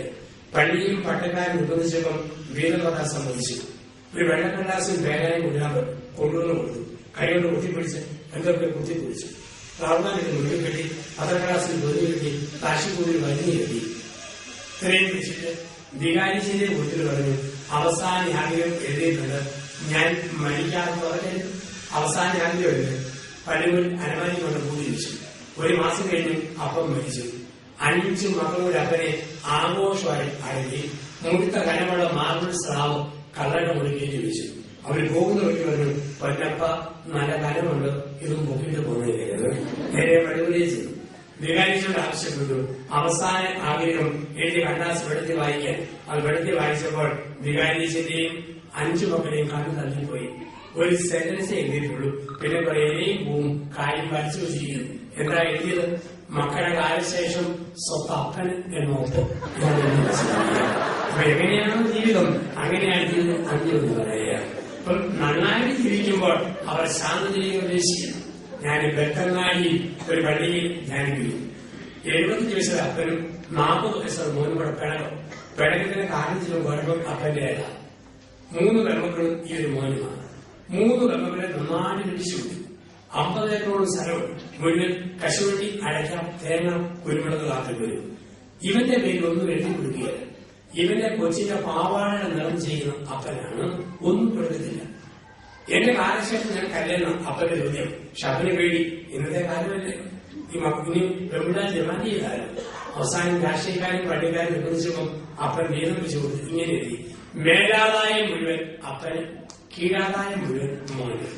നമ്മൾ ഓർക്കുന്നില്ല ബെത്തങ്ങാടിയിലെ മേലാദായം കീഴാദായം. കർണാടകത്തിൽ കയറി ചെല്ലുമ്പോൾ മേലാദായം മുകളിൽ ഉണ്ടാകുന്ന മുഴുവൻ മേലാദായം. കശുവണ്ടി, അടയ്ക്ക, തേങ്ങ, കുരുമുളക്, കാപ്പി. കീഴാദായം കാച്ചിക്ക, ചേന, കപ്പ, ഇഞ്ചി, മഞ്ഞള്. പലരും കശുവണ്ടിയും അടയ്ക്കാനും ഒക്കെയാണ്. എവിടെ കീഴാദായം? മോൻ പേര് വന്ന് വെള്ളം കുടിക്കണം. അവ പേര് തന്നെ. കശുമാങ്ങാട് സീസണായി മാങ്ങ പഴുത് അണ്ടി മൂത്തപ്പോ അവൻ അണ്ടി മുതൽ ഒരു ലക്ഷത്തിൽ പറഞ്ഞു, അണ്ടി കീഴാദായം എനിക്ക്, മാങ്ങ മേലാദായം. അപ്പൊ നമ്മൾ എങ്ങനെ ജീവിക്കുന്നു അങ്ങനെ ആ ജീവിതത്തിന് അന്ത്യം എന്നൊക്കെ പറയുക. നന്നായിട്ട് ജീവിക്കുന്നത് നല്ല ജീവിതം അന്ത്യം. ഒരമ്മച്ചി വീട്ടിൽ എന്നും രാവിലെ എഴുതും പള്ളി പോവുകയാണ്. ഉരുളക്കിഴങ്ങ് ചാറും അപ്പവും ഉണ്ടാകും. ഉച്ചയ്ക്ക് ഉരുളക്കിഴങ്ങ് തോരനും ചോറും. വൈകിട്ട് ഉരുളക്കിഴങ്ങ് മുട്ടയും കൂടെ ചേർത്ത് മുട്ടയും കഞ്ഞി. ഈ ഉരുളക്കിഴങ്ങാണ് അമ്മച്ചിയുടെ ജീവിതം. അങ്ങനെ അവസാനം അമ്മ മാരമായ രോഗം പിടിച്ച് മരിക്കാൻ കിടന്നു. ഭർത്താവും മക്കളൊക്കെ ചുറ്റും നിൽക്കുന്നു. അമ്മച്ചി ഇങ്ങനെ മരിക്കാൻ കിടന്നു. അതിനിടെ ദൈവമേന്ന് പറഞ്ഞ് അങ്ങ് പൊങ്ങി. ഭർത്താവ് മക്കൾ ഓർത്തു, നിന്റെ കാര്യങ്ങളിൽ ആത്മാവിനെ സമർപ്പിക്കണം.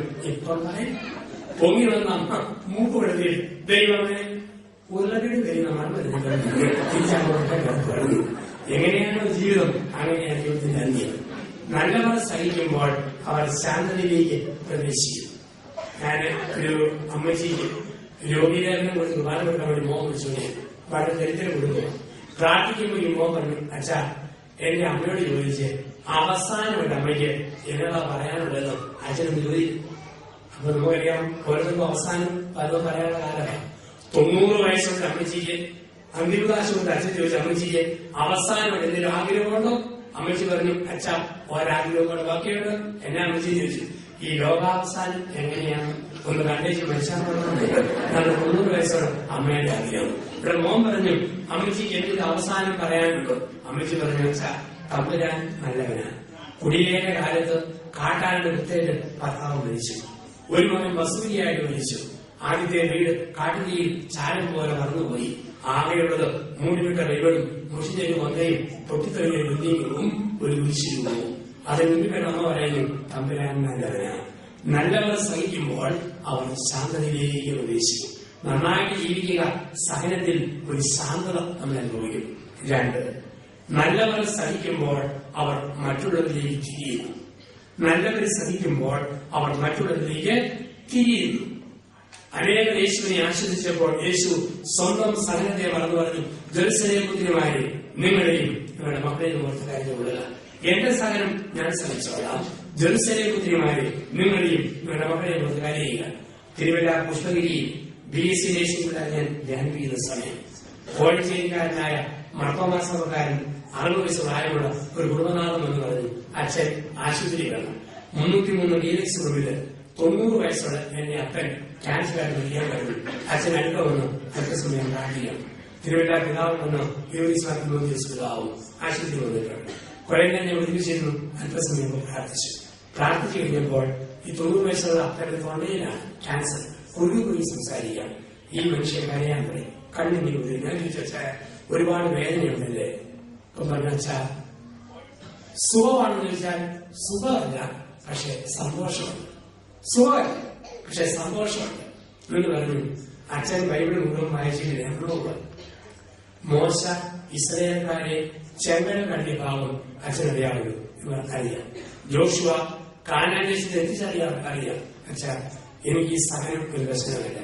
എന്റെ കർത്താവാകുന്ന മോശ ആശുപത്രിയാകുന്ന ഈ കട്ടിലെ ചെങ്കടൽ എന്നെ കടന്നു. എന്നെ ക്രിസ്തു വന്ന ദോഷ സ്വർഗം എന്ന കാനാൻ ദേശത്ത് എന്നെ എത്തിക്കുന്ന ഉറപ്പുണ്ട്. എനിക്ക് അതുകൊണ്ട് പിടിച്ചു നിൽക്കാൻ പറ്റും. കുരിശിന്റെ സന്ദേശം, സഹനത്തിന്റെ സന്ദേശം പഠിച്ച അനുഗ്രഹീതനായ മനുഷ്യൻ സഹനത്തിൽ മറ്റുള്ളവർക്ക് തിരിയുന്നു. ഒരു മനുഷ്യൻ കാരിത്താസിൽ കിടക്കുമ്പോൾ ക്യാൻസർ ബാധിച്ച രോഗി വേദന കൊണ്ട് പുഴയിൽ ഞാൻ ചോദിച്ചു, സഹിക്കാമെന്നില്ലേ? അച്ഛാ സഹിക്കാമല്ല, പക്ഷെ 2-3 വയസ്സുള്ള കുഞ്ഞുങ്ങളെ കണ്ടില്ലേ റേഡിയേഷൻ ഇതിനായിട്ട് കിടക്കുന്നത്. ആ കുഞ്ഞുങ്ങളെ സഹനം കാണുമ്പോൾ 7 പതിറ്റാണ്ടുകളിൽ ജീവിച്ച് എനിക്ക് ഈ സഹനത്തെ സ്വീകരിക്കാൻ പറ്റും. വയറ്റുവേദനോട് പറയുന്ന അമ്മച്ചോട് ചോദിച്ചു, മകനോട് ചോദിച്ചാൽ വേദനയില്ലാതെ മരുന്ന് മേടിച്ചു തരികയല്ലേ? അമ്മയുടെ മകനോട് വെച്ചാൽ അവന് കാശില്ല. ഞാൻ കാശ് ചോദിച്ചാൽ അവൻ കടം മേടിക്കാൻ പോകും. അവന്റെ സഹനം എനിക്ക് കാണാൻ വര. ഞാൻ ഇന്ന് സഹിക്കുക. നല്ലവർ സഹിക്കുമ്പോൾ അവർ മറ്റുള്ളവരിലേക്ക് തിരിയും.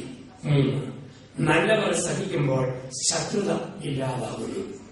യേശുവിനെ ശത്രുക്കൾ കുരിശിൽ തറച്ചപ്പോൾ യേശു ശത്രുതയെ കുരിശിൽ വധിച്ചു.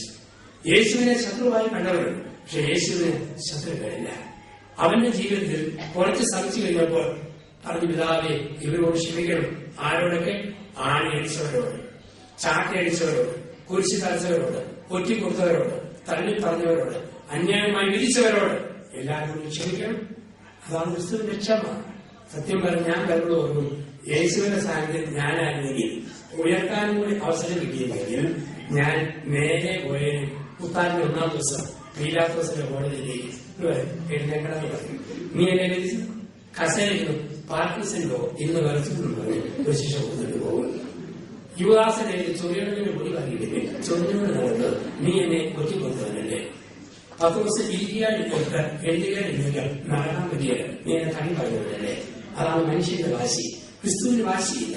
അവനെ മുമ്പിലേക്ക് എല്ലാവരെയും അനുഗ്രഹിച്ച് പറഞ്ഞുപോലെ ക്രിസ്തു നല്ലവരെ സഹിക്കുമ്പോൾ അവൻ ക്ഷമിക്കാനുള്ള സഹിക്കുവാനുള്ള ശക്തി ദൈവം പ്രദാനം ചെയ്യും. ദൈവങ്ങളെ നമ്മുടെ സഹനങ്ങളെ രക്ഷാകരമാക്കി മാറ്റാം. ദൈവകരങ്ങളെ കൊടുക്കുക. ആ സഹനത്തോട് നമ്മുടെയൊക്കെ സഹനത്തെ ക്രിസ്തുവിന്റെ സഹനത്തോട് ചേർത്ത് വെക്കാം. അവൻ അനുഗ്രഹീതമായ ജീവിതം നയിക്കുവാൻ ദൈവം വിളിക്കും. ഇരുന്നോട് തന്നെ ഒരു ചെറിയ പഴയ ഈരടി നമ്മൾ ആലോചിക്കുന്നു. ദുഃഖത്തിന്റെ പാന